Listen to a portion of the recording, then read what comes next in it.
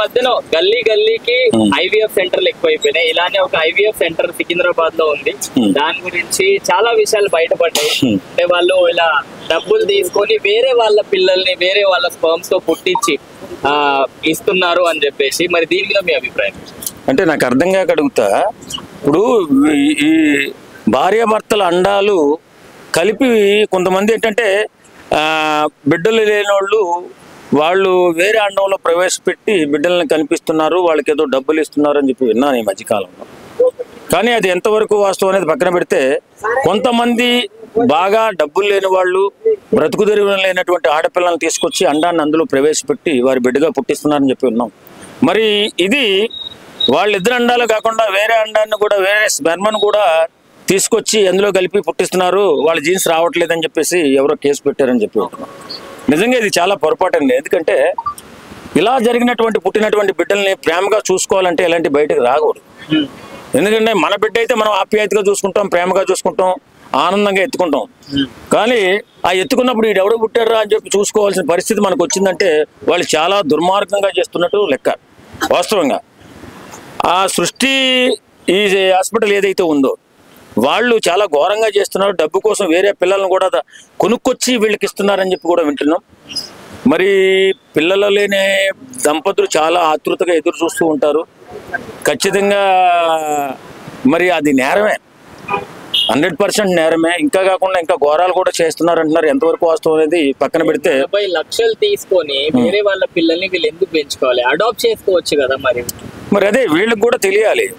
ఎందుకంటే వీళ్ళిద్దరికీ బిడ్డలు పుట్టే అవకాశం ఉందా లేదా, వీళ్ళ అండాలు పనిచేస్తున్నాయా లేవా, పనిచేస్తున్న టెస్ట్ అన్ని అయిపోయిన తర్వాత అండాలు ప్రవేశపెడితే బాగుంటది. వాళ్ళు ఏంటంటే వాళ్ళు ఎందుకు ఫెయిల్ అవుతున్నాయి, వేరే వాళ్ళు ఎందుకు తీసుకొచ్చి ఇందులో కలుపుతున్నారు అనేది నాకు అంతుపట్టని ప్రశ్నగా ఉంది. అక్కడ 1000 టెస్టులు జరిగినాయి, 1000 మందికి ట్రీట్మెంట్ ఇచ్చారు, అందరికి అలానే చేశారు అనుకోవచ్చా వీళ్ళు? అలా ఉండదండి, ఎక్కడో 30 సంవత్సరాల నుంచి జరుగుతుంది. అవునవును, నేనేమంటానంటే అంత అన్యాయంగా ఎవరు చేయరు. వాస్తవంగా ఈ మధ్యకాలంలో డబ్బు దురాశ పట్టేసి ఏమైనా పోయే కాలం వచ్చి అలా చేస్తుంటారు తప్ప, నిజంగా అండాలు 100% వాళ్ళ అండాలు సరిపోతాయి. కానీ కొంతమంది ఏం చేస్తారంటే, నాకు ఎట్ల పరిస్థితుల్లో నాకు బిడ్డలు కావాలి అంటే, అన్ని కోణాల్లో చెప్తున్నాను నేను, ఎట్టి పరిస్థితుల్లో నాకు ఒక బిడ్డ కావాలండి అని చెప్పి అన్న తల్లిదండ్రులు అరే పాపం వీళ్ళు లేదంటే బాధపడతారేమో అనే ఉద్దేశంతో ఒకవేళ అలా కూడా చేయొచ్చు. లేదా మీకు ఎన్ని డబ్బులు కావాలి అన్ని డబ్బులు వేస్తాం, మీరు ఎట్లాగట్లా నాకు ఒక బిడ్డని కావాలి మీరు చెయ్యండి అని కొంచెం ఆతృతతో డబ్బున్నటువంటి వాళ్ళు అడిగినప్పుడు ఇలాంటి కార్యక్రమాలు చేస్తారు. ఏదేమైనా సృష్టి హాస్పిటల్ చేసింది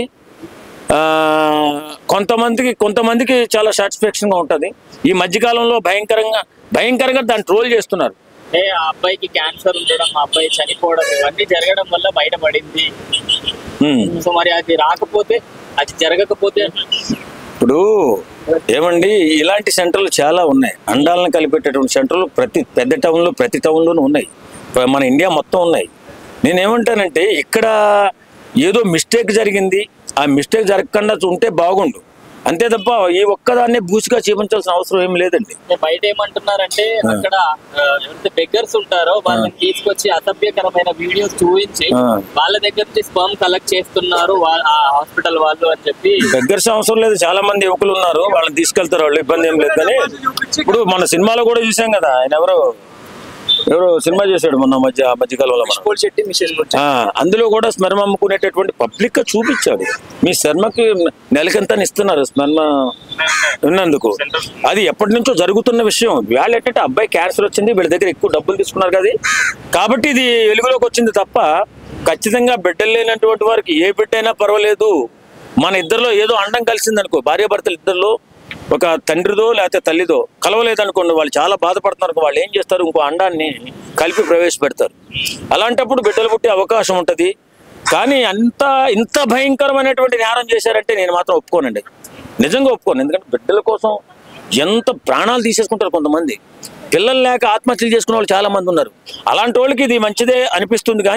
కానీ ఇలాగ చేసి ఇలాంటి బయటకు వచ్చినప్పుడు ప్రతి బిడ్డ కూడా ఈ సరోగసిగా పుట్టినటువంటి బిడ్డలు మన బిడ్డలేనా అని చెప్పి అనుమానం వచ్చే ప్రమాదం ఉంది. కాబట్టి ఖచ్చితంగా ఇలా చేయకుండా ఉంటే బాగుండు. మరీ దుర్మార్గంగా చిత్రీకరించేసి వాళ్ళని మాత్రం మనం తప్పని అనలేము. కాకపోతే ఇవి మన పోలీసు వారు ఖచ్చితంగా వీటి మీద నిఘా పెట్టి సరైన పద్ధతిలో పిల్లలను పుట్టించే అవకాశం ఎలా ఉంటే అలా చేస్తే బాగుంటుందని నేను అనుకుంటాను. Like, share, subscribe LGTV. Please subscribe to LGTV. Guys, please do subscribe LGTV. Have a good day. Thank you. Like, share, subscribe LGTV. Subscribe LGTV.